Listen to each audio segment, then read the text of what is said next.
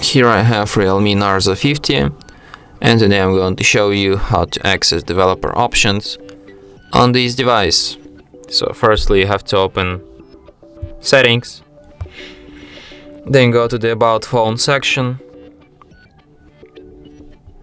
and then go to the model. No, wait. Don't go anywhere. Go to the version. Here you have to find the line build number and just tap on it with your finger several times like this until you get the message you are now in developer mode. And now you can find developer options in the additional settings, and here they are.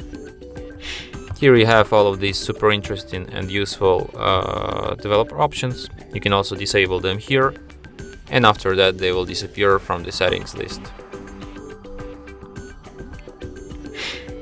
And that's it. Thanks for watching. If you find this tutorial useful, don't forget to hit that like button and subscribe to our channel.